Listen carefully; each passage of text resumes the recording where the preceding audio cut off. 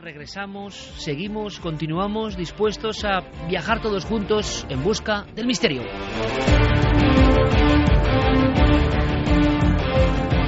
Y desde el año 2002 venimos aprendiendo que el misterio es algo muy amplio, algo que forma parte de nuestras vidas, algo que está ahí y que merece la pena, algo que incluso nos puede iluminar como personas, nos puede hacer crecer, enriquecernos espiritualmente, tener una visión más crítica del mundo y a la vez más entusiasta. Y fijaos, hay un dato interesante que quiero dar, mis compañeros casi no lo sabían, son mis pequeñas cuentas de la vieja que llevo yo ahí, ¿no? Esta noche se cumple la semana número 1000 de emisión de Milenio 3. Emisión número 1000, ni más ni menos. Quiere decirse que en las últimas 1000 semanas siempre han sonado los misterios, los enigmas con este equipo de locos. No deja de ser, amigos, un hito. No deja de ser algo sorprendente en los tiempos que corren. No deja de ser agradecimiento puro el que sentimos por todos vosotros, porque sois los que nos habéis mantenido ahí. 1000 semanas hoy, esta noche, de Milenio 3, en la cadena SER. Gracias por este viejo sueño, que nunca sabemos cuánto durará, y no es lo importante. Lo importante es lo que ya se ha hecho. Lo importante es la cantidad de entusiasmo, de interés, de preguntas, de búsqueda, de nuevas vocaciones, quién sabe, y también de buenos momentos, de angustiosos momentos a veces, de momentos de aprender algo nuevo. 1000 semanas de Milenio 3. Gracias.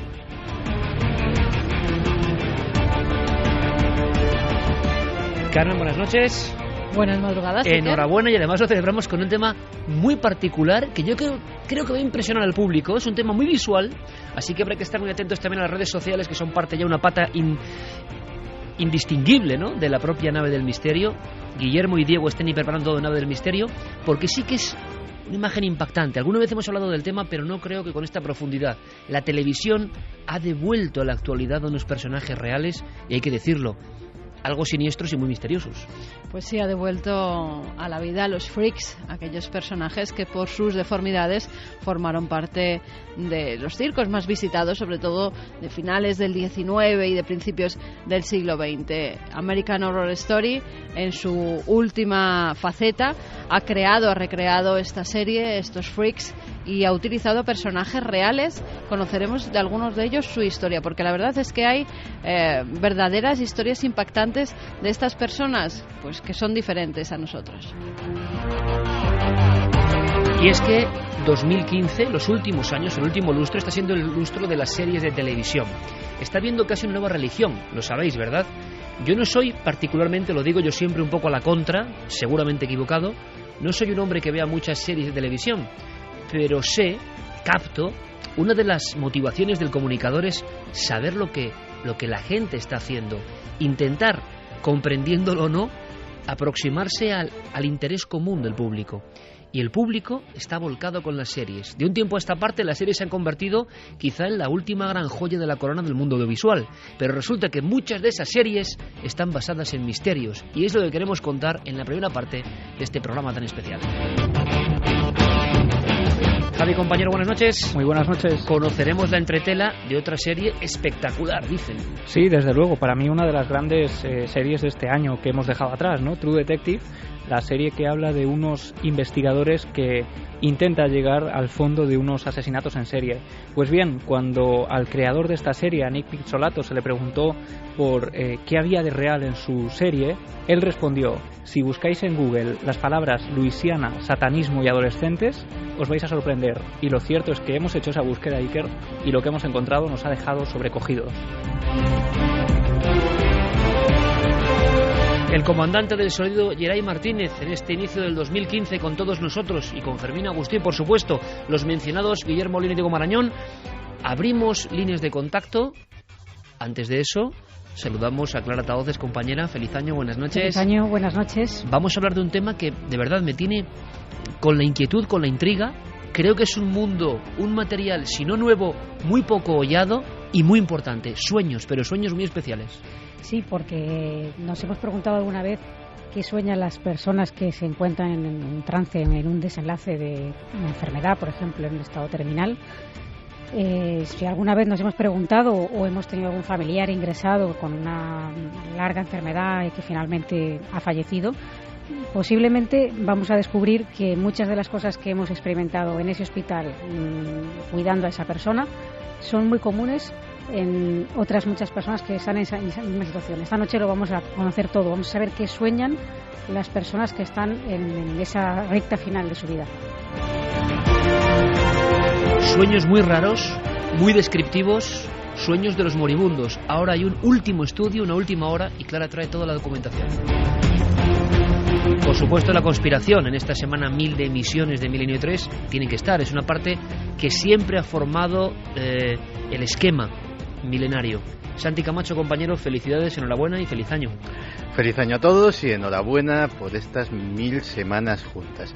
Y fíjate, Iker, pues decías la conspiración.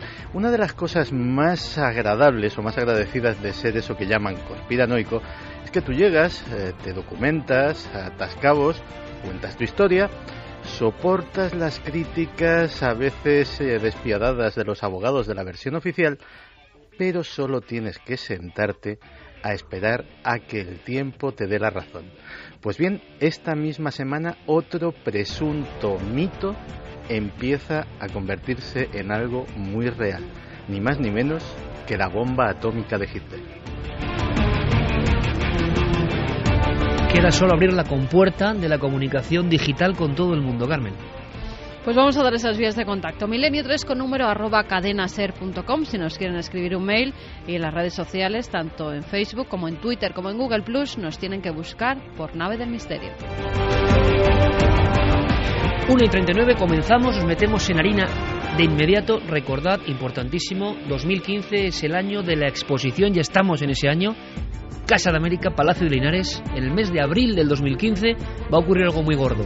Si queréis cualquier información, en navedelmisterio.com, en ikerjimenez.com, en nuestras vías de contacto a través de las redes sociales, tenéis toda la información para, por supuesto, poder obtener una de esas entradas para esa exposición que creo que va a ser legendaria y mítica, y que iremos dando punto a punto toda la información.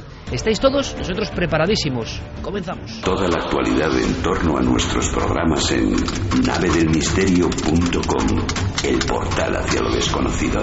Búscanos también por Nave del Misterio en Twitter, Facebook y Google Plus.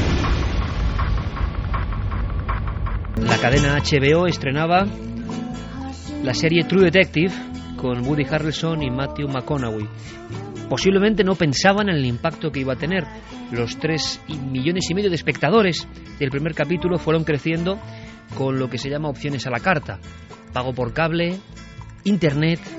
Se calcula que ahora, solo en Estados Unidos, 10 millones de personas siguen religiosamente, como decíamos, una serie que, como esta música, tiene algo de hipnótico y también de desesperanzador.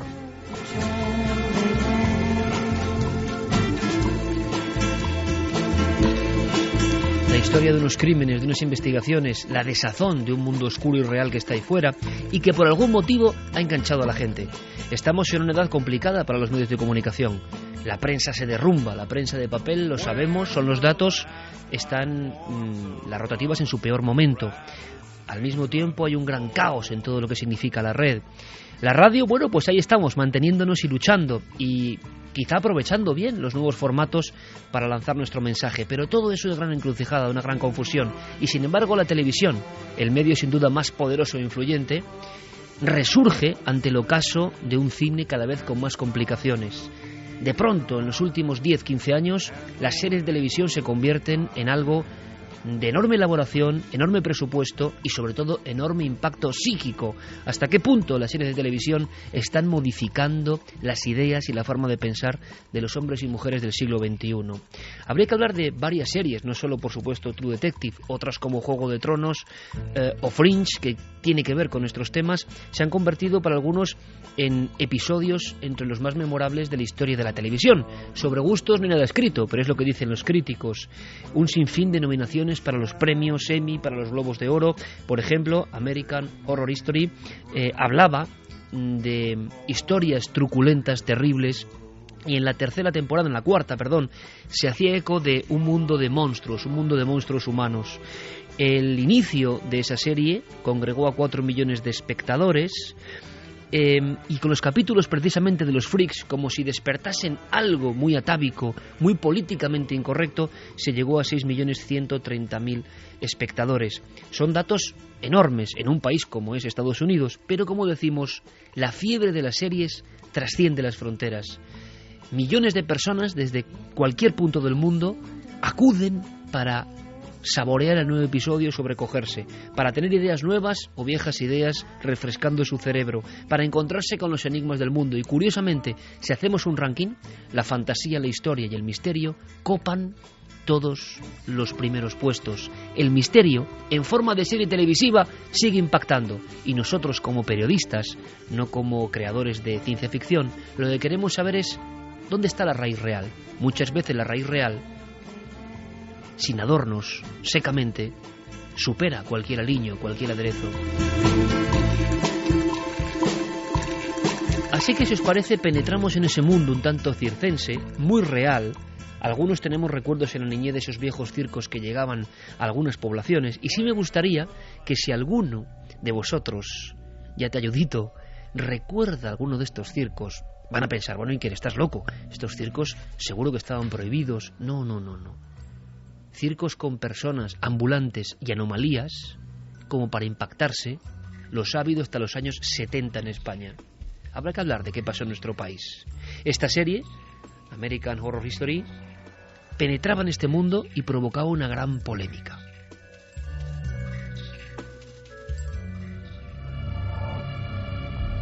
La comunidad médica siempre ha sentido fascinación por los engendros de la naturaleza. Resaltan las extrañas maravillas del cuerpo humano y sacan a la luz los horrores de la enfermedad, los trastornos, la muerte. Para estas pobres almas, Halloween debía de suponer un gran alivio. Era el único día en que se podían ocultar tras un disfraz. Aquí en el Museo Anatómico de Morbosidad no solo aceptamos sus diferencias, las celebramos. Por favor, cojan unos caramelos. Disfrútenlos y disfruten de la visita. Nos vemos en la siguiente sala.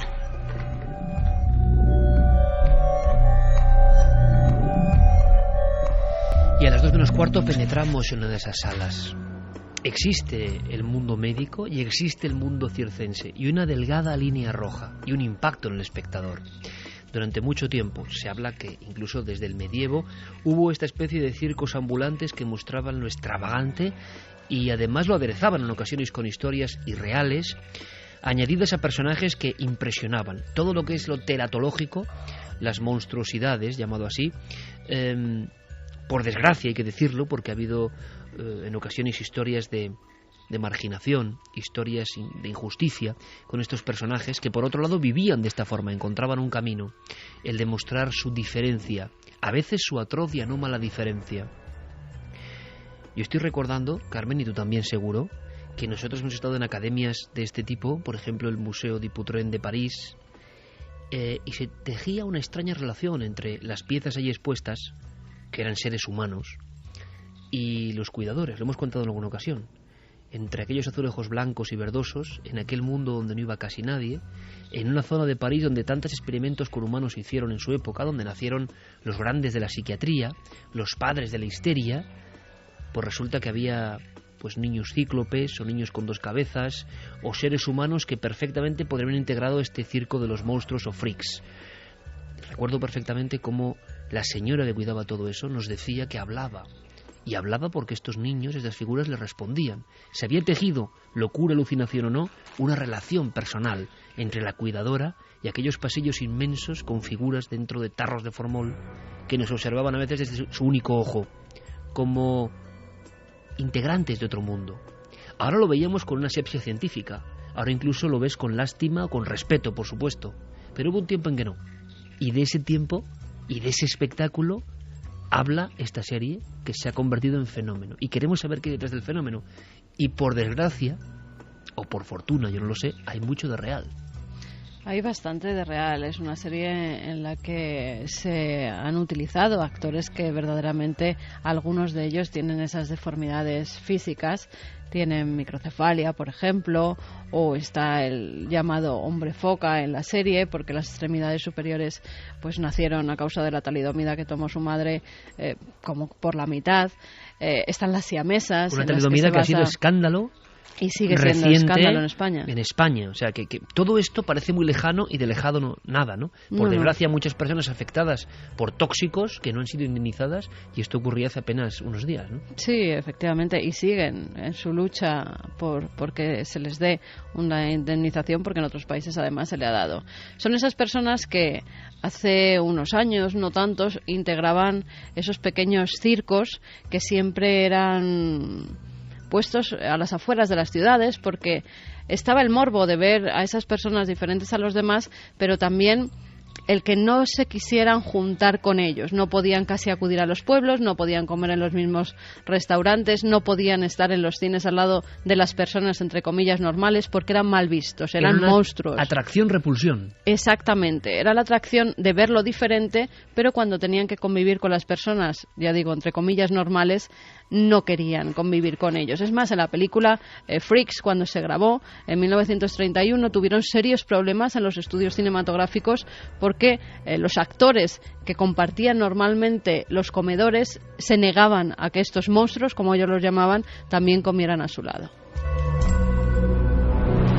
Las series de televisión, lo que hay detrás, nos vuelven a reconectar con un tema que parecía olvidado, y de pronto los jóvenes urbanitas, consumidores de series, los más modernos de las ciudades más modernas, de pronto descubren, como digo, que este mundo existía. Indagan un poco, que ahora se puede, y se topan de bruces con un universo prohibido durante mucho tiempo por lo políticamente correcto, y a veces no nos extraña, porque se hablaba de auténticas aberraciones y encima se experimentaba con ello. Vamos a contarlo.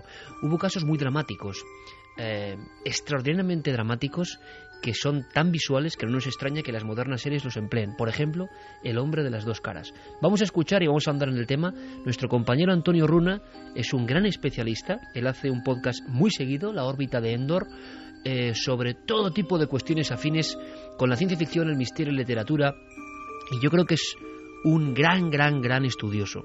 Y él nos ha permitido hacer una guía para introducirnos en este mundo detrás de las series. Nos va a adelantar luego, como profeta, a qué habrá que estar muy atento en este 2015 con lo que viene en torno a Misterio Real. Pero él quiere hablarnos sobre todo de un personaje que de inmediato Javi y Carmen, cuando preparaban el tema, pues ponían toda su mirada sobre él, ¿no? Un hombre con dos rostros, con una cara frontal y una cara en la nuca. Algo impresionante, pero real. Dentro de los reclamos de esta temporada, uno de los más poderosos, en mi opinión, es la presencia del personaje de Edward Mordrake. Aquí lo presentan como si fuera un espíritu del más allá que buscara en nuestro mundo a todo aquel fenómeno de circo que actúa en la noche de Halloween, llevándose el alma del que es más puro de todos ellos para que se una a una especie de cohorte de fantasmas que ambulan a su lado, ¿no? Cabe decir que Edward Mordrake sí existió en la realidad y que fue un hombre que nació con una malformación congénita muy extraña. Y es que tenía una segunda cara en la parte posterior de su cráneo. Era una cara sin vida, no podía ni ver a través de esos ojos que tenía, ni oler, comer, no... Era una personalidad propia, ¿no?, de una persona siamesa, pero sí que representaba los sentimientos del propio Mordrake, ya que cuando él reía o lloraba, al mismo tiempo ese rostro anormal de la parte posterior de su cabeza reía y lloraba a su vez, ¿no? Mordrake además juraba que esa cara era malévola y que le susurraba mensajes terribles que solamente él podía escuchar y que tenían un origen infernal de necesidad, ¿no? Ningún cirujano se atrevió a extirparle la cara al considerar que se trataba de una operación de bastante riesgo para la época, y Mordrake, aunque prefería morir antes que seguir con aquella vida, pues hizo todo lo que estuvo en su mano para que le metieran en el quirófano. Como no fue así, no tuvo éxito, pues se acabó ahorcando a los 23 años completamente desesperado. Bueno, esta historia no me extraña que sea recuperada. Se convirtió en un mito en su tiempo, incluso este hombre, que intentaba deshacerse de esa cara adosada él mismo y que él interpretaba como malévola, como una condena.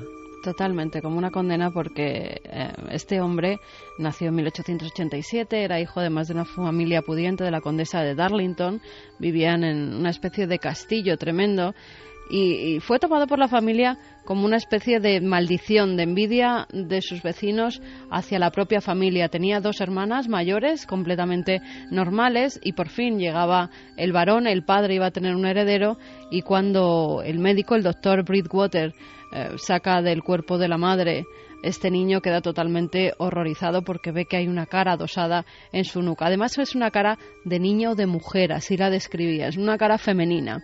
No se trataba de un gemelo parásito, como suele ocurrir en otras ocasiones, que pueden tener una pierna que sale, por ejemplo, desde la barriga, o pueden tener incluso un rostro perteneciente a un gemelo que se puede extirpar y no pasa nada. Esto era otra cosa muy diferente. Era una proteína, una nueva variación de una proteína que hacía que generara un rostro. Como bien decía nuestro compañero, ese rostro no podía hablar, pero él, en cambio, oía su voz, oía que le susurraban por las noches, y eso además le causaba un insomnio terrible. El no dormir, el tener siempre puesta la mirada, el hacer pues risas de toda la gente, sobre todo de niño pequeño, cuando los niños le veían como un terrible monstruo que caminaba, eso sí, por unos grandes jardines. Lo que hizo fue encerrarse en su propia habitación. No quería que nadie le viera, ni su propia familia. Era terrible porque la cara que tenía detrás sí que podía mover los ojos, y las personas que pasaban detrás de él aseguraban que les seguía con la mirada.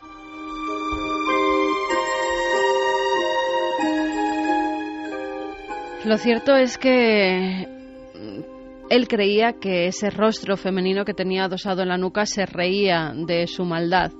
Se reía de su mal, del mal que le causaba. Es más, cuando él lloraba, el rostro femenino que tenía en la nuca reía.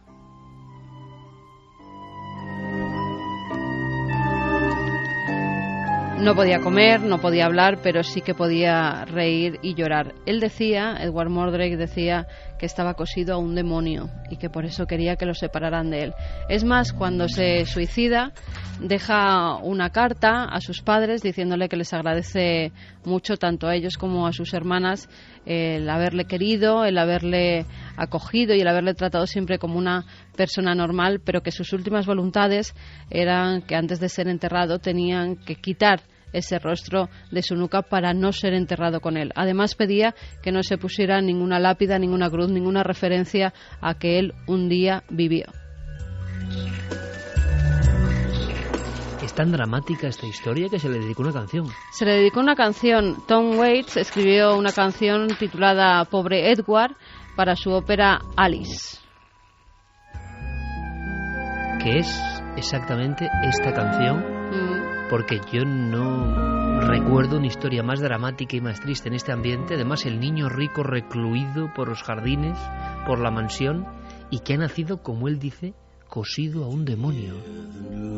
Era una persona además súper inteligente, que tenía un don para la música tremendo, que recluido en su cuarto leía compulsivamente todo lo que caía en sus manos, pero que tenía ese demonio que no le dejaba vivir. Hay algunas palabras suyas que se recogen en una biografía que verdaderamente pues tuvo que ser terrible lo que pasó. Él decía: la imaginación no puede concebir las tentaciones espantosas en las que me envuelve. Por alguna imperdonable maldad de mis antepasados estoy cosido a este demonio, porque estoy seguro que es un demonio. Yo ruego y suplico para que lo eliminen del mundo, aunque yo muera. Él estaba convencido de que había habido una ley del karma, digamos, que algo había hecho mal en otra vida para que ese demonio parásito, siempre según sus palabras, se le adosase. ¿Se llegó a dividir la cara? ¿Llegó a cumplirse el último...? No se sabe. No se sabe. No se sabe.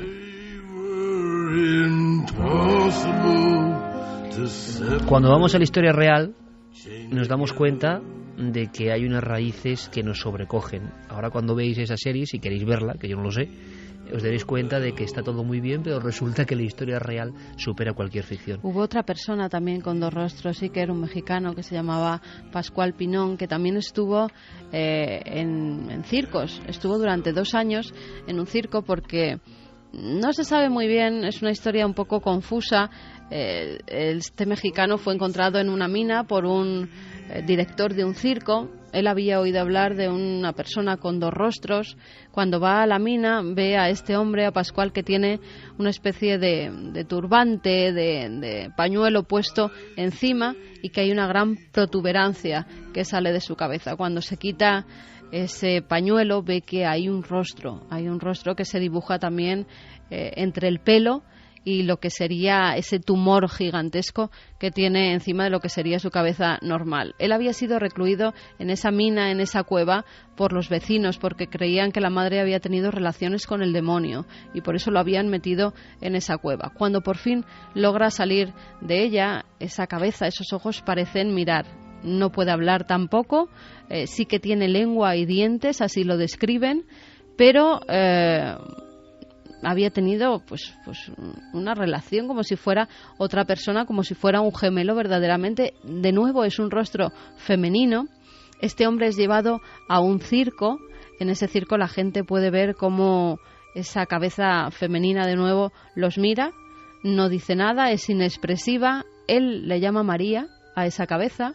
También es una historia muy trágica porque se intenta suicidar.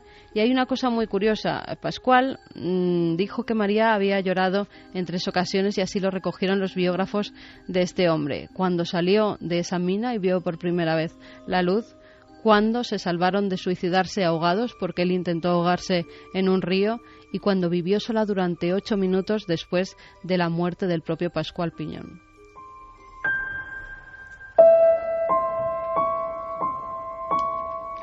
Es una constante que siempre en estas 1000 semanas de Milenio 3, compañeros, creo que hemos reafirmado, ¿no?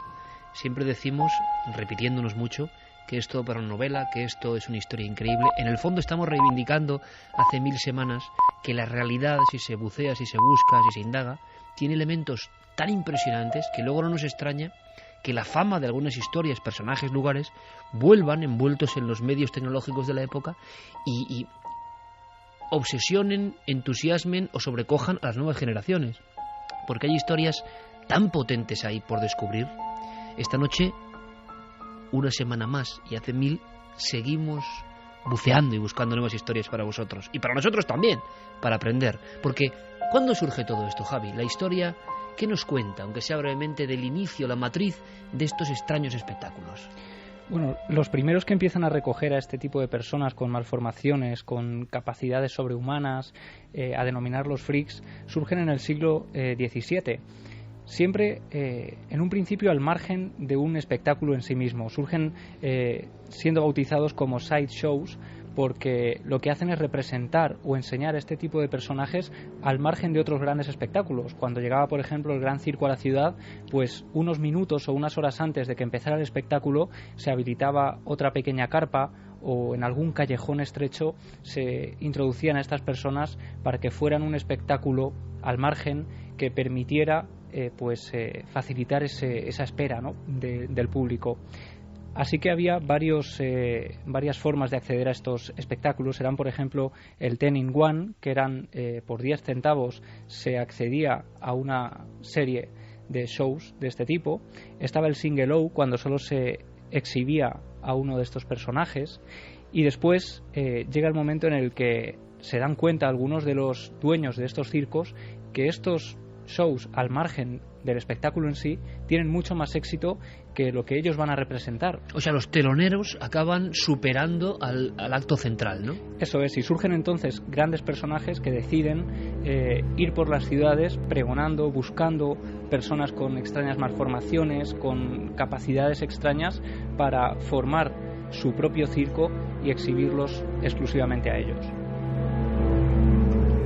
Y lo que haremos será, en unos minutos, viajar por España, porque sabemos que ha habido personajes extraordinarios, extravagantes, freaks, en el nombre anglosajón, pero en España hubo circos, claro que los hubo. Hubo algunos que tuvieron muchas polémicas, que hubo incluso problemas de linchamiento o problemas diferentes, porque se les marginalizaba y se les temía al mismo tiempo, ¿no?, cuando llegaban a las ciudades.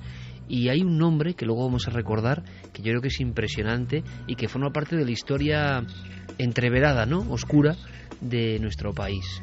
Pero vayamos con otra historia, porque al final son historias humanas profundamente humanas, tristes también en ocasiones, como hemos visto, las que forman parte del imaginario colectivo de los freaks, que ahora recuperan las series más modernas y tecnológicas. Ha habido muchos casos de siameses, por desgracia. Eso ha sido una afección puramente médica y que se ha resuelto en ocasiones con valentía y con prodigiosa técnica por parte de los médicos. Bien, ¿cómo vivían los siameses? Hubo algunos casos realmente espectaculares. Uno supera cualquier ficción. Sí, además en esta nueva temporada de American Horror Story, pues gran parte de la historia se centra en unas siamesas que han vivido casi recluidas en la casa de su madre y que luego, con la muerte de esta, pues son llevadas al circo, son contratadas en el circo. Pero hay historias todavía más terribles y además siempre hay esa dicotomía con las siamesas. Cada una piensa de una forma diferente, qué órganos comparten. Bueno, están las siamesas Krivoshialpova. Nacieron en 1950, en enero, en la antigua Unión Soviética. Además, su padre era el chofer de un líder que se llamaba Beria. Eran muy sádicos, no solamente este líder soviético, sino también todo lo que había a su alrededor, y también fue tomado como una especie de maldición, hasta tal punto que cuando nacen estas siamesas, que nacen por cesárea, porque la madre no puede dar a luz naturalmente, los médicos inmediatamente las retiran del quirófano y se las llevan. Y al padre le dicen que tiene que decir a todo el mundo que han nacido muertos los bebés.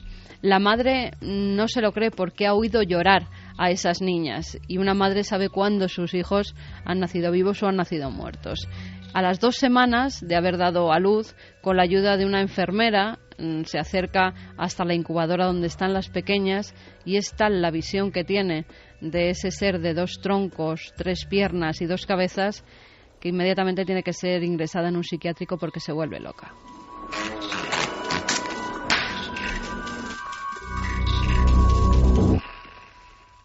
Los médicos tienen a estas pobres chicas como si fueran un experimento. Hacen de todo con ellas. Entre otras cosas, como no habían tenido nunca, según sus palabras, un espécimen de tales características, intentan saber si en el cuerpo de una se hacen determinados experimentos, se reacciona también el cuerpo de la otra, y por ejemplo a una la envuelven durante horas en hielo para ver si la temperatura de la otra baja hasta tal punto que puede llegar hasta la muerte. Lo que hacen es provocarle una pulmonía a una de ellas que la otra no genera, con lo cual ya empiezan a ver que hay cosas extrañas, porque tanto los órganos sexuales como gran parte del sistema circulatorio pues lo tienen en común. No tienen en común el corazón, tienen un corazón cada una de ellas. El cerebro actúa sobre cada una de las piernas. Además pasan cosas raras, como que una adquiere el sarampión y la otra no lo desarrolla nunca. No tenían enfermedades comunes, que sería lo más normal. Pero no solamente eso, tienen que sufrir, aparte de pasar de asilos, refugios, asilos de ancianos, incluso cuando eran niñas, orfanatos, porque el padre desde el primer momento da como un certificado de defunción diciendo que sus hijas han nacido muertas y no vuelve a hacerse cargo de ellas. Van de sitio en sitio donde nadie las quiere, e incluso siendo bien pequeñas, cuando están en uno de los orfanatos, los niños, terribles, cuando pues a esas edades ven a una persona que no es como ellos, incluso la echan a un perro con rabia para ver si las matan, porque las trataban como auténticos monstruos. El caso es que estas mujeres logran sobrevivir 53 años.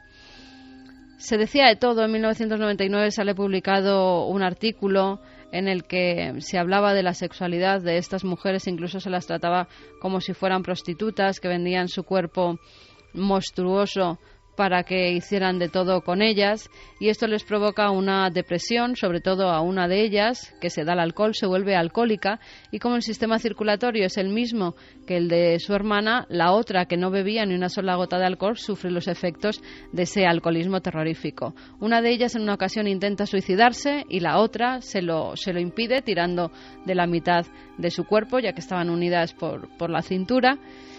Y la verdad que estas chicas nunca pudieron caminar bien, tuvieron que ir siempre con muletas y su vida fue horrorosa, fue terrible, y así lo publica una biografía que se hizo sobre ellas. Murieron en un asilo de ancianos donde eran cuidadas. En los últimos años incluso les dieron una pequeña pensión por invalidez, lograron eso, intentaron comprarlas en diversas ocasiones para ser parte de uno de esos shows, pero nunca lo consiguieron porque ellas hablaban y pensaban perfectamente, eran unas chicas que estaban completamente capacitadas, lo que pasa que por movilidad no podían hacer una vida normal. Y fíjate, lo terrible es que cuando muere una de ellas por una neumonía, la otra se cree que son los medicamentos que le están inyectando y no sabe que su hermana está muerta durante 15 horas a su lado.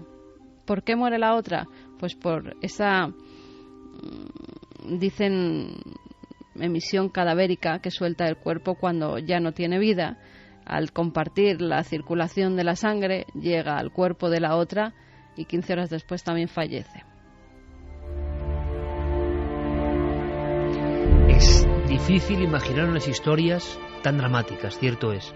Otro de los ejemplos recuperados por las ficciones modernas que baten récords de descargas, de las que habla el público más joven sobre todo, que les impresiona, y sin embargo las historias originales están muy atrás.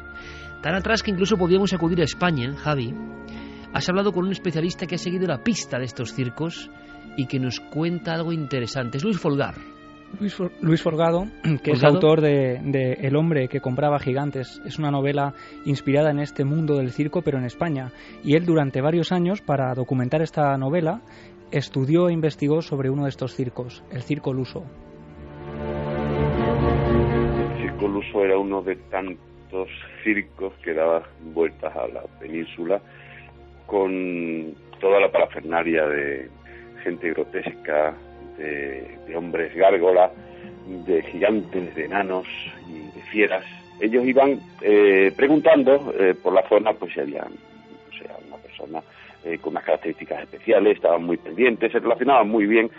Cuando los dejaban, cuidado, el circo no tuvo fácil acceso nunca al pueblo, aparece como una fuente de transmisión de enfermedades. Entonces, en ocasiones, cuando ya existía la Guardia Civil y si no antes, normalmente los condenaban a instalarse muy lejos del centro del pueblo, muy en las afueras, para evitar ese contagio.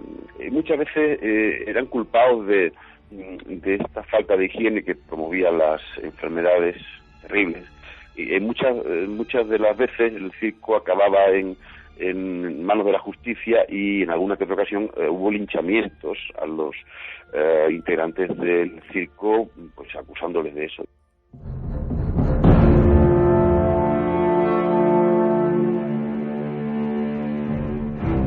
Especialistas que bucean en la historia. No hay mucha bibliografía en España, sí en otros países. Hay algunos trabajos interesantes, sobre todo sobre personajes peculiares, ¿no?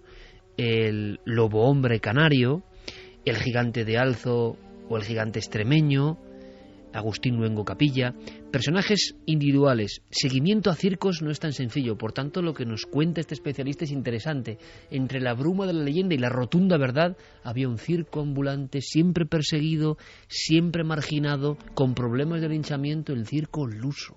Sí, y de hecho hablabas de Agustín Luengo Capilla, el gigante extremeño, formó parte de ese Circo Luso, fue comprado a su padre, y de hecho el gigante extremeño fue vendido también tiempo después al doctor Velasco para exhibir su esqueleto. Pero él hablaba también de esas personas con gargolismo, de esos gigantes, me comentaba incluso que había circenses que pretendían que toda su estirpe lo fuera, y al nacer sus hijos, por ejemplo, les partía las muñecas, los hombros, para favorecer que luego, cuando crecieran, pudieran ser contorsionistas y seguir dentro de ese negocio familiar. Es decir, es un mundo, desde luego, del que en España hay poca bibliografía. En los periódicos ingleses, por ejemplo, me decía que se hablaba más de todo esto que aquí.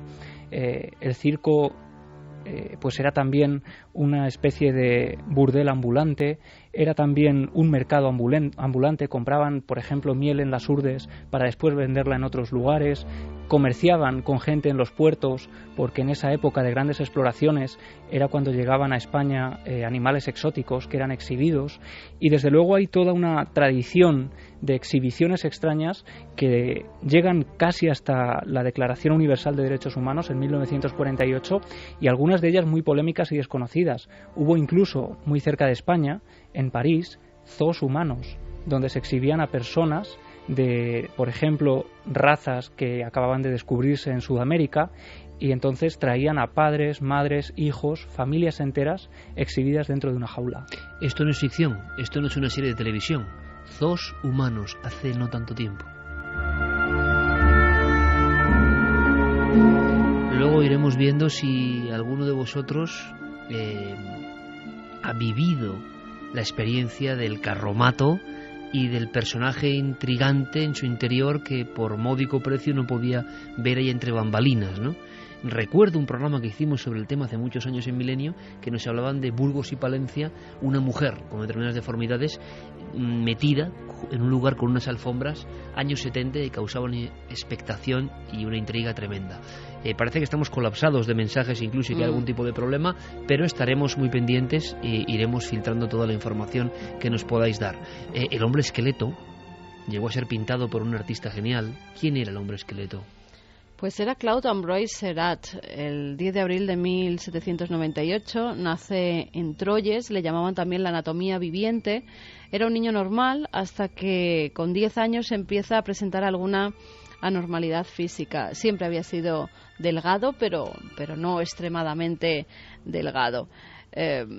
Comía apenas con un poco de pan y un poco de vino al día, era con lo que se mantenía, pero parecía que su salud era buena porque la verdad que no enfermaba continuamente como sería lo normal. Fíjate cuán extrema sería su delgadez, que decían que se veía perfectamente cómo el corazón latía, hasta tal punto se notaba ese órgano que llevaba la sangre por todo su cuerpo, que la gente incluso no se atrevía ni a tocarlo por temor a que le pudieran hacer daño en ese corazón que apenas estaba protegido, más que por las costillas que se veían todas a través de una piel que tenía muy rugosa y muy pegada a los huesos.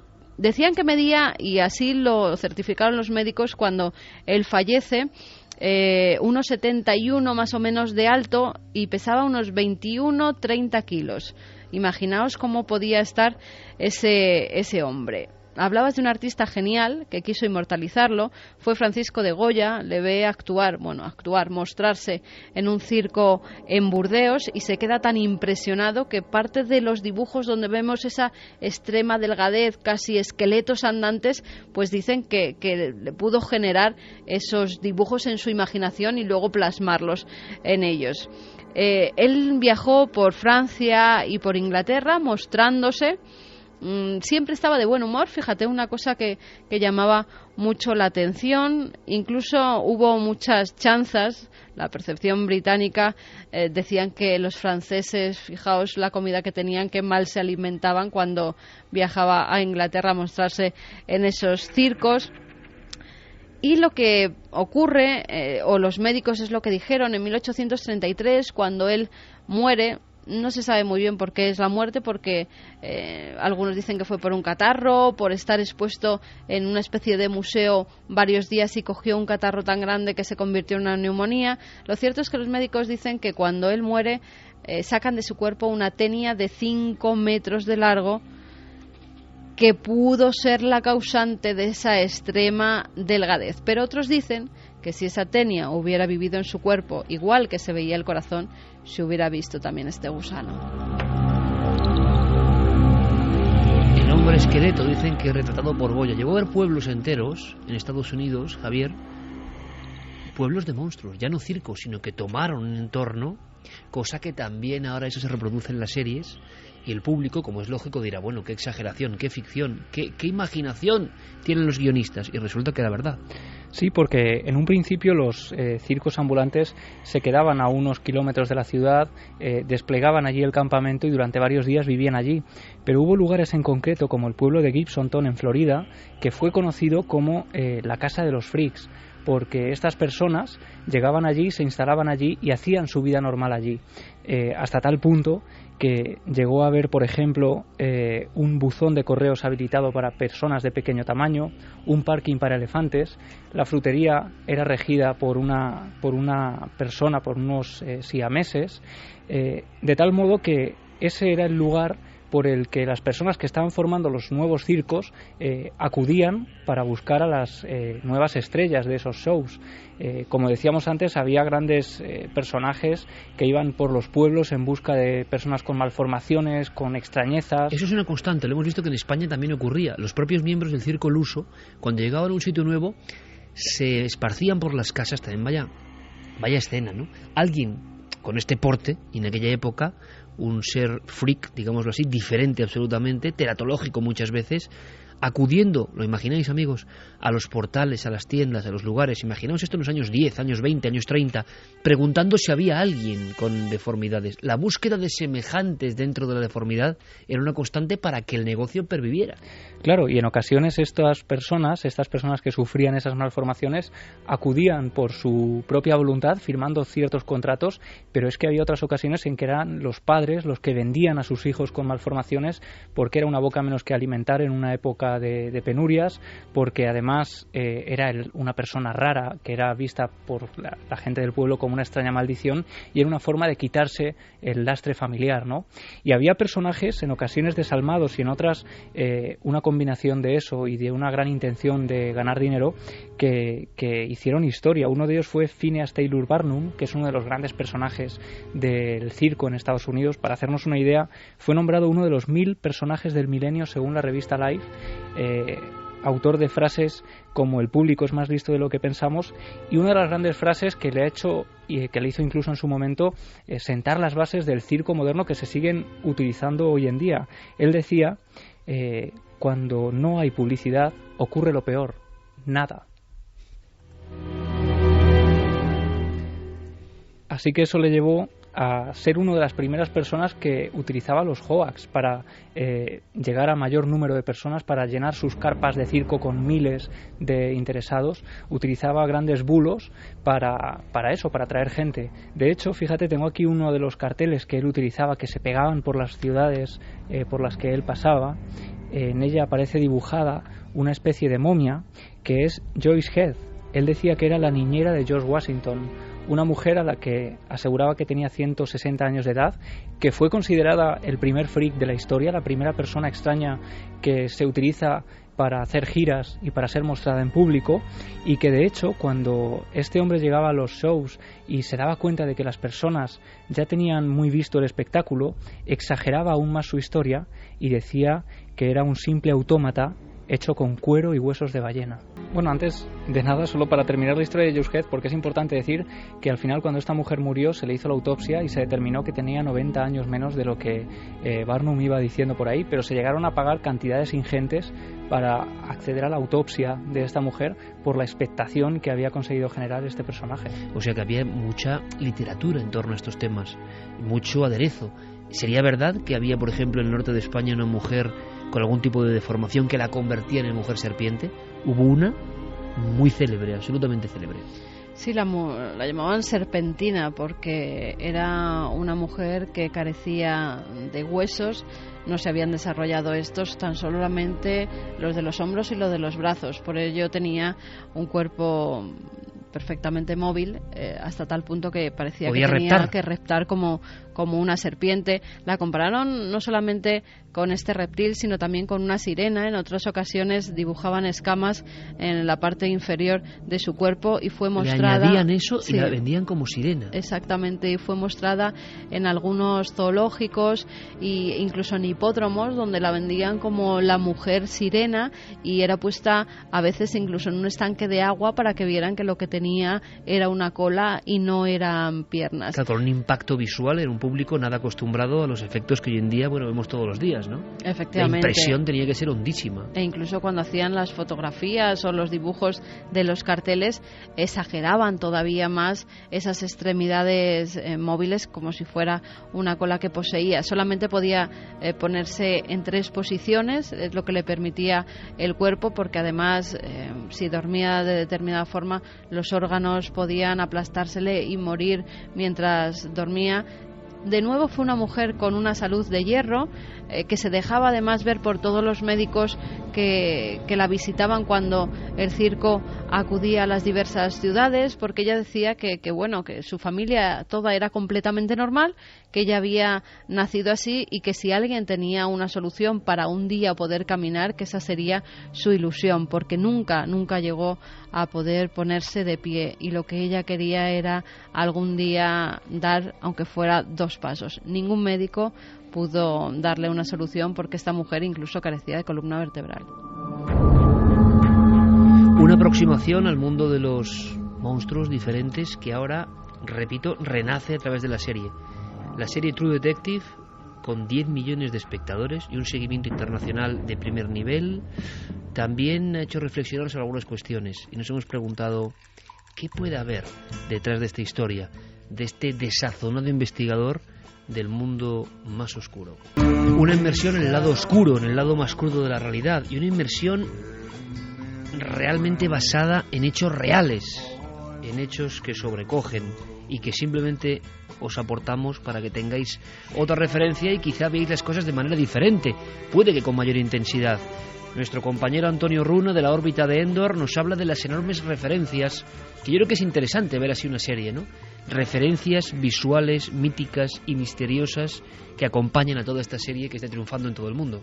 Lo bueno es que además tiene suficientes referencias fantásticas o horrorosas, como por ejemplo El Rey Amarillo, famoso por el escrito de Robert W. Chambers, ¿no?, que es una representación teatral que enloquece a todos los espectadores que asisten a la función, ¿no? Además también tiene referencias a Carcosa, el nombre de una ciudad de prodigios construida por una civilización que alcanzó su máximo esplendor en tiempos remotos, pero que en la actualidad no es más que un ruinoso lugar de sombras y oscuridad, que apareció en un relato de Ambrose Bierce titulado Un hombre de Carcosa. Además tiene guiños constantes a Howard Phillips Lovecraft y a su horrenda mitología, ¿no? Además hay algunos símbolos arcanos con forma de espiral que lucen algunas víctimas de la serie, que en los mitos lovecraftianos este tipo de elementos servían para invocar a criaturas extrañas o como signos de protección, lo cual puede justificar el hecho de que los cadáveres encontrados a la intemperie hubieran repelido todo tipo de ataque carroñero, ¿no?, ofreciendo así una especie de estado de muerte impoluta. Simbología, imágenes, invocaciones. ¿Qué tenemos que saber, o los que sigan esta serie o quieren seguirla a partir de ahora, para darnos cuenta de lo que hay de fondo? Había una historia, una gran historia de fondo, una terrible historia de fondo. Una terrible historia, desde luego, porque Nick Pizzolatto, el director y el creador de todo este universo, dejó varias pistas ya. Su serie está llena de guiños y de cosas que han ocurrido en la vida real, y de hecho el gran caso en el que se basa esta serie es en lo que ocurrió en un pequeño pueblo de Luisiana el 16 de mayo de 2005. Ahí empieza a destaparse toda la trama cuando en la oficina del detective Stan Carpenter, es un hombre que tiene una vida más o menos tranquila, pues esa mañana de repente recibe la visita de Luis LaMonica Jr., un hombre aparentemente afable, un hombre bien visto por todos los vecinos del pueblo. Es el pastor protestante, líder de la iglesia de Hosanna, y él acude allí y cuenta algo espeluznante, algo que cambia la historia de ese pueblo hasta el día de hoy. Empieza a decir que entre 1999 y 2003 él ha formado parte de un grupo satánico que ha abusado de más de una docena de menores. Y lo que deja helado a Stan Carpenter es que este hombre empieza a dar una lista de nombres, y en esos nombres figuran miembros de esa iglesia, agentes de la policía local, ayudantes del sheriff y vecinos del pueblo, vecinos que todo el mundo calificaría de normales. Lo que él cuenta es que dentro de la iglesia, dentro de su iglesia, al bajar la escalera, se accede a una pequeña sala, una sala que ellos habían bautizado como la sala de los jóvenes. Es un lugar que tiene todas las ventanas tapadas con papel negro del suelo al techo, lleno de pinturas satánicas y signos satánicos también del suelo al techo, y completamente oscuro. Y además, la policía, cuando acude allí a investigar en el escenario del crimen, descubre que en el suelo hay unas raspaduras donde aún puede verse algunos restos de un pentagrama satánico.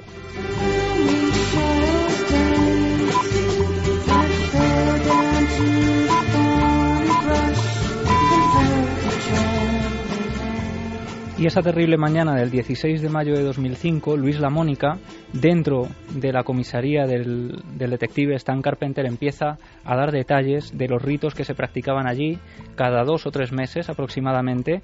Decía que se utilizaba un libro para estos rituales de los que sacaban ciertos ensalmos, recurrían a música de corte satánico, colocaban velas sobre candeleros rojos y se vestían todos con túnicas oscuras. Y entonces llegaba el momento más terrible, y es cuando utilizaban un bebé, niños de entre 1 y 16 años, en esas edades, hasta una quincena, en esa serie de ritos, que vestían también con una túnica negra, colocaban en el centro del pentagrama y al terminar de hacer esos ensalmos, mataban un gato negro y rociaban al niño con la sangre.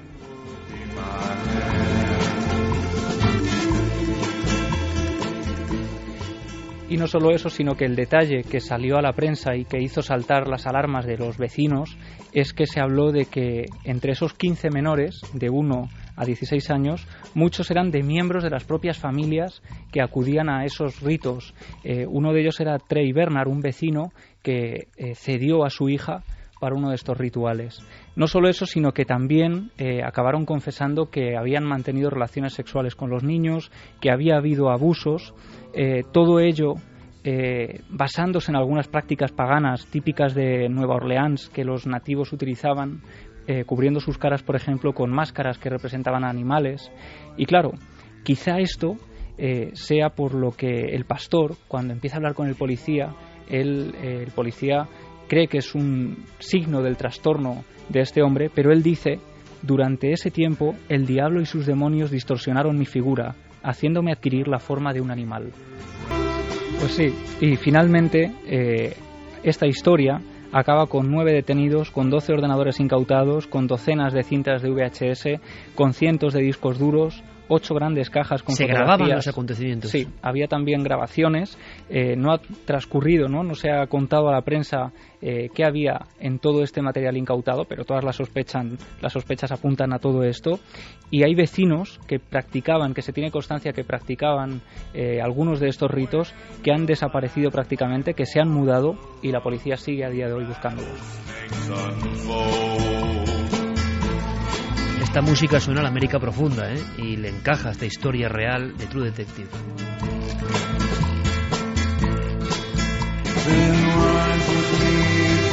Terminamos esta parte del dossier, esta especie de, ahora con vuestros mensajes, de qué hay detrás de algunas de las series más importantes. Teníamos otras muchas, pero yo creo que la muestra de las 2 que más están triunfando, que tienen que ver con el misterio, con el esoterismo, con la ritualística, ahí quedan bien plasmadas. Pero ¿qué vendrá? Antonio Runa nos deja este mensaje para el 2015. ¿A qué tenemos que estar muy atentos aquellos que seguimos el mundo del misterio y que, por ejemplo, vosotros podéis disfrutar de las series? ¿A qué tenemos que estar especialmente ojo visor? Bueno, para mí, yo creo que para todos los amantes de los vampiros terribles, de estos que no brillan al sol ni se enamoran de quinceañeras, yo citaría The Strain, basada en las novelas de Chuck Hogan y Guillermo del Toro, donde vemos unos monstruos bebedores de sangre que infectan a media ciudad en una primera temporada que ha sido trepidante, donde también va a haber flashbacks que nos remontan a la Segunda Guerra Mundial, a un campo de concentración donde vamos a encontrarnos a un ser ancestral y demoníaco que se alimenta cada noche pues de un desafortunado judío. Una serie que triunfa allí donde las novelas pues bueno, funcionaban a medio gas, por decirlo así. Y ya de las series que están por venir, yo me voy a quedar con 12 monos, que parece que va a estar basada en la película de Terry Gilliam de mismo título, y donde vamos a ver, no creo que veamos viajes en el tiempo ni el futuro de la humanidad, pero sí vamos a encontrarnos con un virus que acabará asolando la civilización humana, y todo ello con grandes dosis de conspiración en su trama.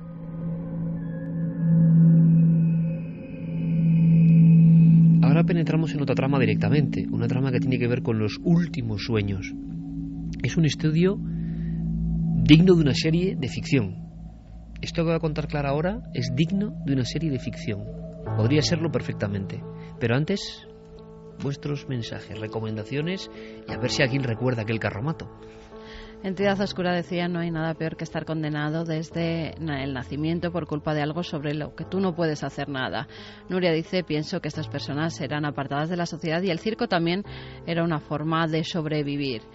Pues fíjate, hasta ahora los actores, algunos de ellos que trabajan en American Horror Story, dicen que menos mal, y cito una frase literal, menos mal que alguien ha tenido huevos de utilizar a personas deformes para hacer una serie en América. O sea que están encantados porque hoy en día también muchos de ellos o están trabajando en circos o están trabajando en cabarets, como era el caso de este hombre. Antonio Rubio dice: súper interesante este tema, pero la sociedad debería de respetar a todo el mundo, todos somos personas, da igual cómo seamos. Claudia Domingo: qué fuerte me parece, zoos humanos, son personas enfermas, no animales, qué mente más perversas. José dice: esos circos espectáculos causaban mucho asombro aquí en los pueblos, era un hecho extraordinario. Sara: en la edad moderna se usaban como zoo los hospitales psiquiátricos y exponían a los locos como bestias, ¿no? María dice: zoos humanos, historias tan reales como espeluznantes. Raquel: siempre he dicho que si algún día tengo hijos jamás sabrán lo que es ir al circo, siempre me han dado miedo. Entidad Oscura: no sé cómo... El circo no tiene nada de malo, ¿no? El circo es un espectáculo ancestral y maravilloso en ocasiones, ¿no? Tiene algo de pátina, sí, curiosa, pero hay grandes profesionales en el circo. No hay que confundirlo con estos temas, ¿no? No sé cómo no les daba remordimientos a los dueños de los circos por utilizar como espectáculo a esta gente. Maite dice: en el pueblo de mi madre fue un carro con una mujer barbuda y a otra le llamaban la Sansona. Tenía una fuerza descomunal. Andy Madrid dice: a finales del siglo XIX en Madrid, en el Retiro, también hubo una exposición zoo de humanos. Bueno, claro, ahora nos espanta mucho, ¿no? Que pongan El Negro de Bañoles, ¿os acordáis? Con su piel maldita, o exposiciones de zoos humanos. Pero a fin de cuentas, las ideas del ser humano siguen siendo muy racistas y muy en contra de otros, incluso nacionalistas. Las momias son humanos. Sí, pero que al final las ideas de la gente siguen teniendo muchos complejos, ¿no? Respecto al otro y la diferencia del otro, o sea que tampoco hay que alarmarse tanto. Hace no mucho tiempo se llevaba pues más al extremo. Elizabeth Rivero nos ponía una foto de una niña nacida en la India, no sé si recordáis, que tenía como muchas piernas y la tomaron como una diosa. Dice: por fin consiguieron convencer a los padres para operarla, la creían una diosa y ahora es una niña completamente normal. También con la evolución de la medicina pues se ha podido, ¿no?, en ciertos casos dar una vida mejor a estas personas cuando tienen operación, porque hay algunas que no pueden ni siquiera operarse. La hija de Caldero Mágico dice: por desgracia siempre la sociedad ha sido muy inhumana y lo seguimos siendo, aunque todavía hay esperanzas y luz. Rafa Campos dice: muchas series y muchas películas están inspiradas en historias reales, por eso lo de la realidad siempre supera la ficción. Raquel Stark: son más monstruosas las personas normales que las pobres siamesas con todas las cosas que las hacían, pobrecillas. Bueno, yo me estoy acordando de ese increíble Niño Salvaje, el único caso de Niño Salvaje en España, Sierra Morena, año 65, cuando estuvo Marcos. Qué impacto, volverá sin duda al programa Cuarto Milenio, qué lección de humanidad, de conexión con la naturaleza. Y él, cuando sufre el impacto, es cuando la sociedad moderna, la sociedad le rechaza y se ríe de él permanentemente, ¿no? Decía que eso los lobos era imposible que lo hiciesen, ¿no? Bueno, en Cuarto Milenio, si recordáis, vino a visitarnos el hombre lobo mexicano, que le llaman así. No me acordaba, lo entrevistamos y él estaba encantado de trabajar en el circo porque era una forma de vida. Es más, toda su familia o gran parte de su familia tenía esa enfermedad. Yo estuve con el hombre lobo mexicano allá arriba entrevistándole. ¿Te puedes creer que no me acordaba? Es increíble, ¿eh? Pero así es la vida, es verdad, otro de los ejemplos. Vamos a girar radicalmente, o no, porque como decía, esto da para un guión. Vais a comprobarlo vosotros mismos. Es un estudio de última hora, un estudio que nos lleva a ese momento previo al final. Hay sueños muy extraños, y ahora por fin esos sueños han sido estudiados. Clara, ¿qué tenemos que saber? Pues es un estudio, efectivamente, en torno al mundo de los sueños, pero con esa variante de las personas que están en un trance de muerte, que están en cuidados paliativos, que saben que van a morir, y que fue publicado el año pasado en la Revista Americana de Medicina Paliativa. Fue realizado por investigadores del Damon College en un hospital de unidad de cuidados paliativos en Chintowa, en Nueva York. Y la perspectiva es diferente porque aquí lo que cuenta es el punto de vista del paciente, ¿no? Lo que el paciente siente, lo que el paciente sueña, lo que el paciente ve. El objetivo era cuantificar la frecuencia con la que se producen este tipo de sueños en la recta final, que también incluyen visiones. No solamente son sueños estando despiertos, sino también sueños, vamos a decir, dormidos y medio entre sueños y despiertos. También se quería averiguar un poco el significado de estos sueños y establecer una relación de cómo esto afectaba a lo que es este trance mortal de estas personas, ¿no? El estudio se hizo con 66 pacientes que estaban ingresados en el hospicio entre enero y julio de 2012, y de estos 66 pacientes al final se descartaron 7 porque no llegaron a morir durante el estudio, seguían vivos, y se tomaron los resultados de 59. Este tipo de experiencias tienen un nombre. En Estados Unidos y en inglés se conocen como End of Life Experience, y en España son experiencias al final de la vida, que incluyen es una amplia gama de experiencias que no solamente son sueños, ¿no? Pero las más comunes son personas que afirman ver a familiares difuntos, a amigos fallecidos, e incluso figuras religiosas que se les presentan en las habitaciones de los hospitales. Esto puede ocurrir en las horas antes de la muerte, semanas o los meses previos al desenlace final, ¿no? Bien, bueno, pues aunque estas experiencias son ampliamente conocidas entre el sector de las personas que trabajan en cuidados paliativos, la verdad es que desde el punto de vista médico no se habían tenido muy en cuenta, porque siempre se ha pensado o se ha solapado el tema diciendo que son experiencias que son fruto de fármacos, de la medicación que muchos pacientes tienen que tomar para combatir el dolor, ¿no? El ámbito médico siempre acusa a la ingesta de fármacos y tóxicos, ¿no? Exacto. Si os acordáis, por ejemplo, hemos hablado alguna vez, no tiene que ver, pero en parte también tiene que ver un poco las explicaciones médicas que se daban al fenómeno de la supuesta memoria celular, ¿no? También decían que esa especie de sensaciones de que había alguien más con ellos desde que se habían recibido un trasplante también tenían que ver con los fármacos, ¿no? Esa es la explicación que daban, y decían que eso podía provocar alucinaciones, demencia, delirios de todo tipo. Sin embargo, hay quienes sostienen, entre ellos los investigadores que han realizado este estudio, que estas experiencias, sean lo que sean, poseen un valor terapéutico para los pacientes y para sus familias.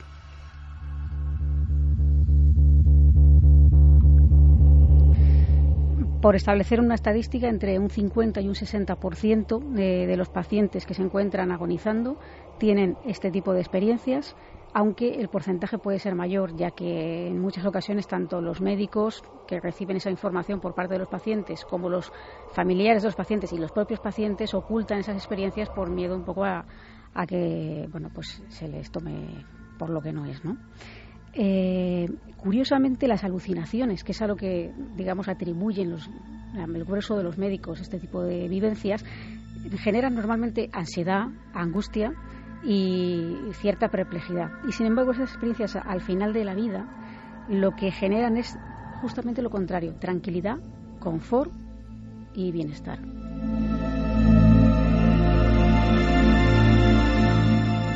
Los resultados del estudio lo que vienen a sugerir, entre otras cosas, es que el miedo a la muerte a menudo se disminuye como consecuencia directa de haber tenido este tipo de experiencias, y que, por tanto, el individuo, digamos, que se está muriendo físicamente, pero que en su parte espiritual e interna está más vivo que nunca, porque se replantea toda su vida y ve lo que es la importancia de las cosas, empieza a valorar cómo ha vivido, de qué manera ha vivido, a estudiar un poco toda esa situación, a hacer un repaso vital.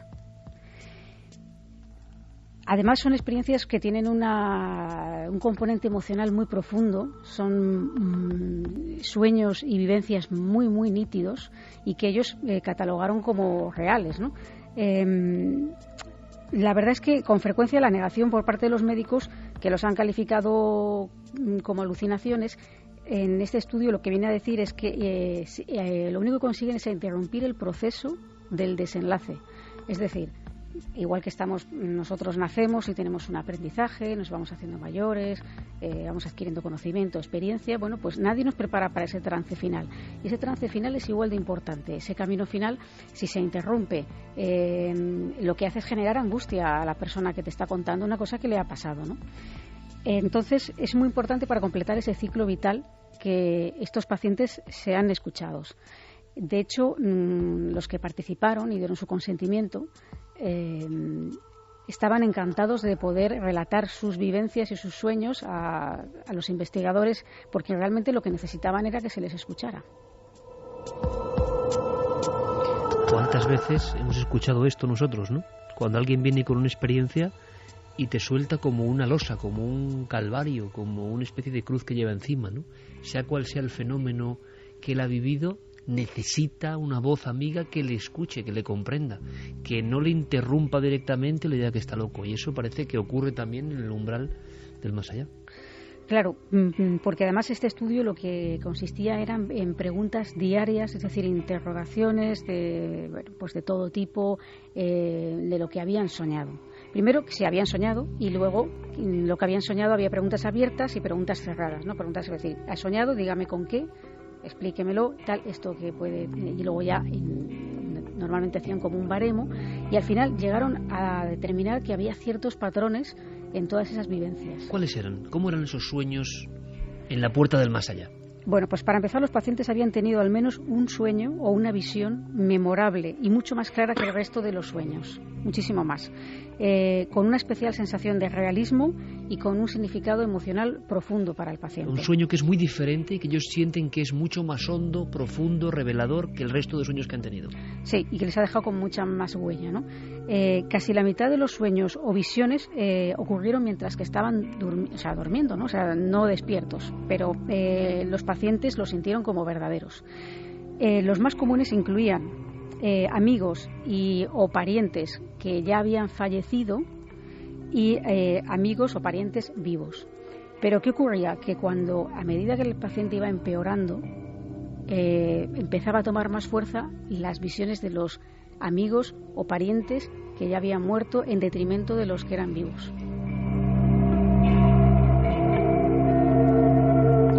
E incluso animales que habían muerto también soñaban con ellos.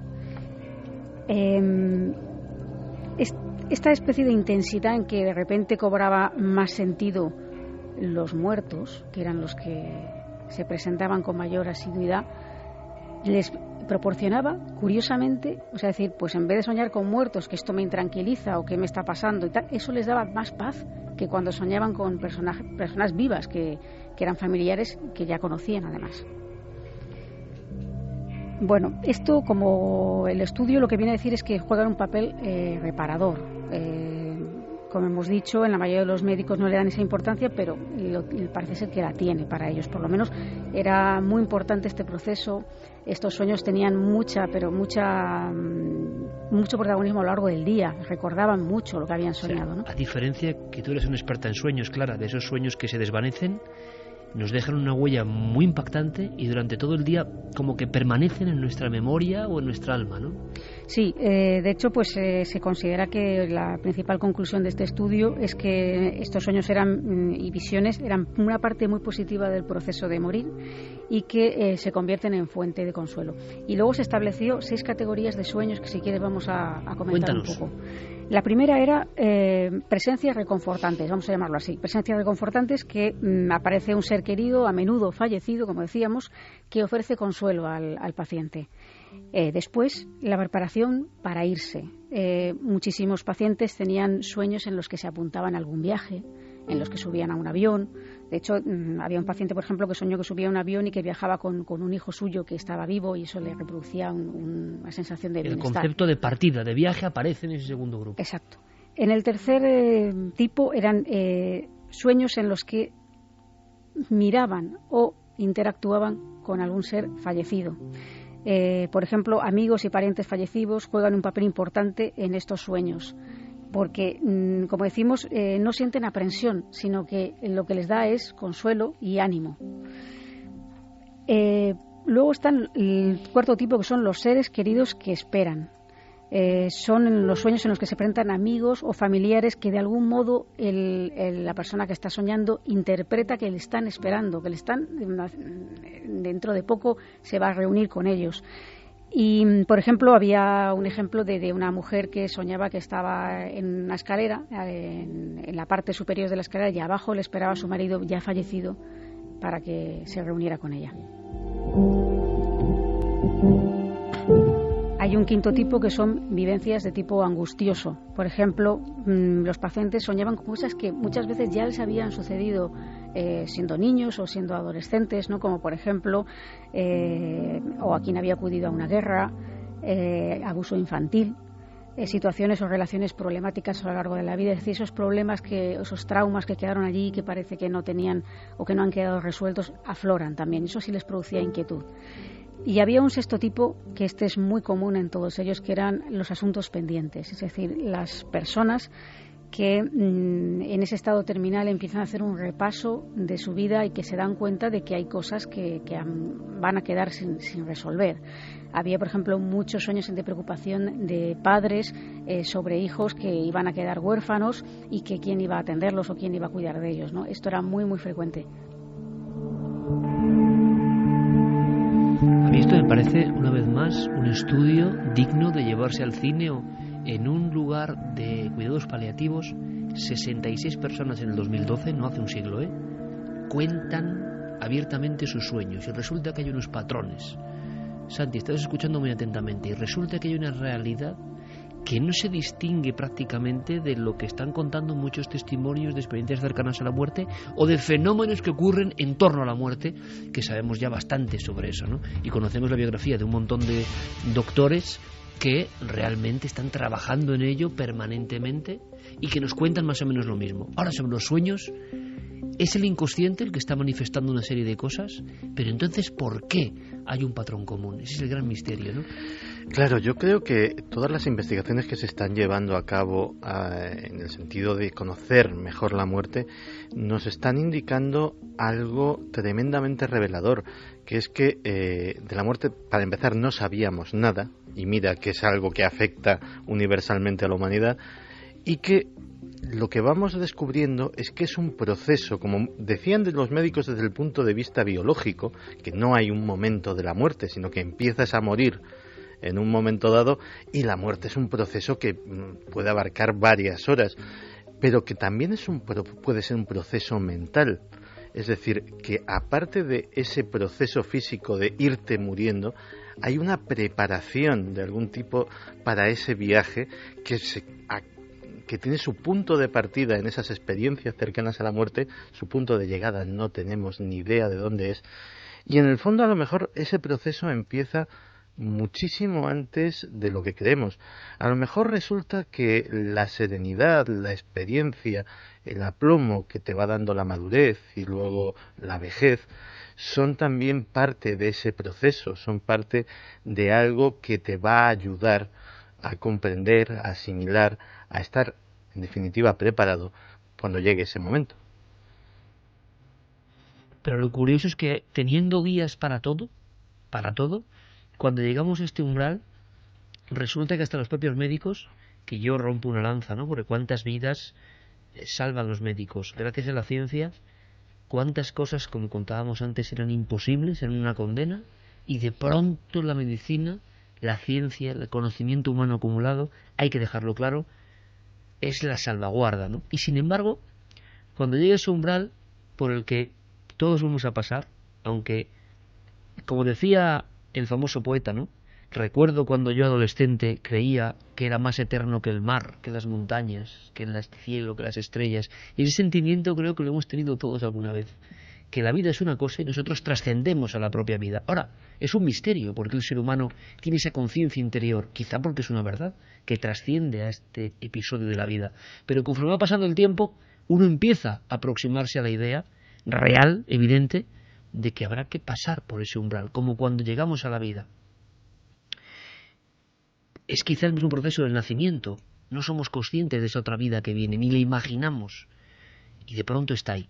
Puede ocurrir lo mismo. Lo que ocurre es que, por desgracia todavía, aun esos ángeles salvadores de vidas que son los médicos, no lo ponen fácil en el sentido de que achacan cualquier tipo de elemento, de mensaje, de esperanza, de conexión, de alguna verdad que se mueve ahí en lo más profundo de nosotros, y como digo, lo meten en el cajón desastre de efectos de la propia medicina. Con eso dejan un poco, creo yo, huérfanos de explicaciones espirituales a las personas, que es lo que necesitan en ese momento, ¿no? No solo explicaciones fisiológicas. Sí, y además hay una cosa que a mí me llama la atención.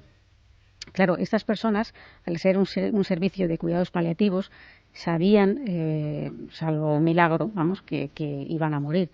Pero ¿cuántos de nuestros oyentes, y entre ellos me incluyo, hemos asistido a un proceso calcado a esto que estoy contando sin saberlo?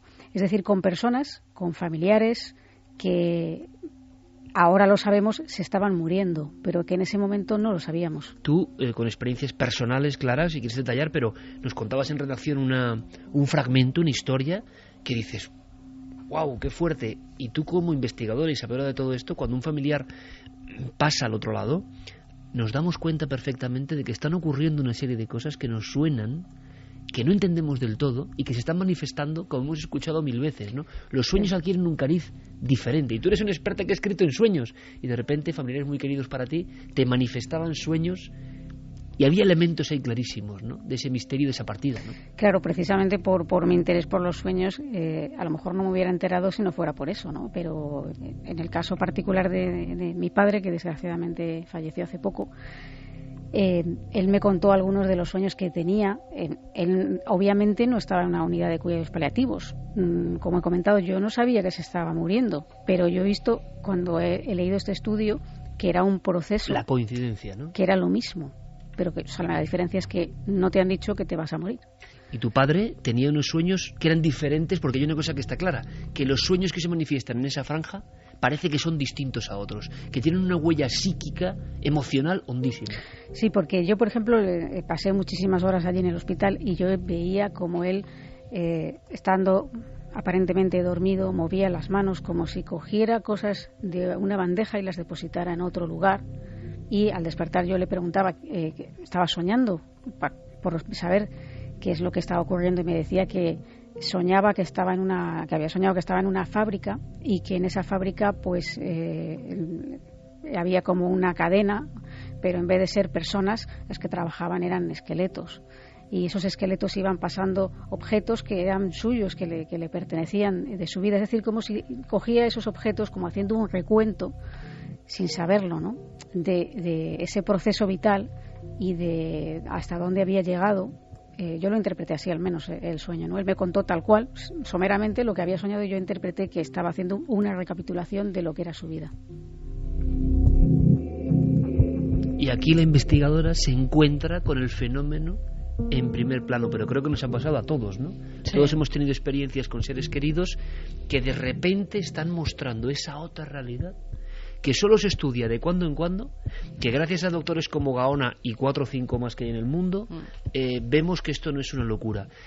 Yo lo que creo es que es un bálsamo para esas personas saber que hay personas que no les van a despreciar, que están investigando, y que los patrones se unen. Hay unas claves comunes que seguramente, si vamos a los sueños de los moribundos del principio del tiempo y de la historia, también resulta que es igual.